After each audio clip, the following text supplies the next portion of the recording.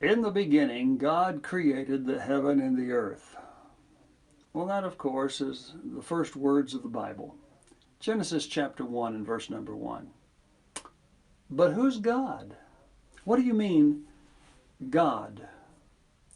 In our generation, there have been people who've tried to redefine God, who've tried to confuse the minds of many with regard to the identity and the will of God.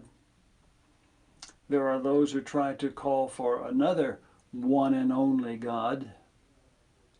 The Bible simply says that in the beginning God created the heaven and the earth. But who created? Was it Allah? Was it Buddha? Was it Jesus?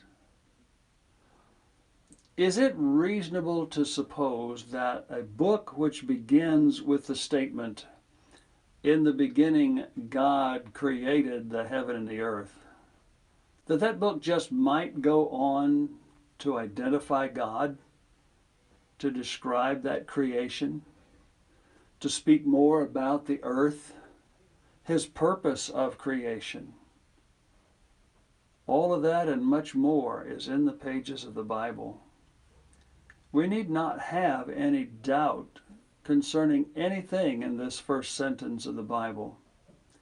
God has explained all of it to us.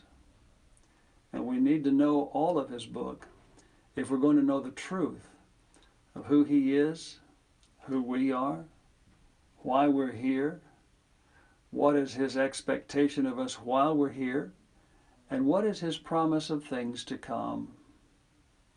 It is so sad to watch movies and television programs, or just to hear people discussing around town about the purpose of life, the circumstances of death.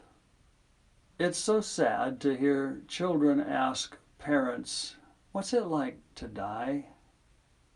And then the parents either to say, "I don't know," or to make up some feel-good answer that silences the child's questions for the time being. God has told us what life is all about, how we are to live here and be successful. And He's told us what we can expect after we've drawn our last breath here. There need be no question. Oh, we may not know every detail of what heaven looks like and what we're going to be doing when we get there and who's going to be around us, how we're going to be living. But God has given us everything that we need to know, and He's given us enough to satisfy most of our curiosities. Some of what the Bible tells us about this God who did the creating are that He is eternal, Deuteronomy chapter 33. He is righteous, Psalm 7. So many other verses could be put with each of these. He's loving. He's merciful. He is a just and perfect judge. He's all-powerful. He's everywhere present. He knows every thought of your mind. He can count the hairs on your head. Doesn't have to count them. He knows them. He's God. He knows everything, has all power. But He knows you personally. He loves you perfectly.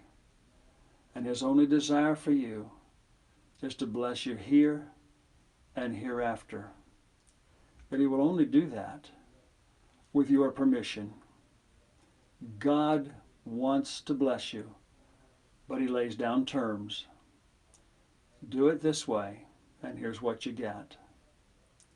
We have to know what's written in this book if we want God truly to bless us.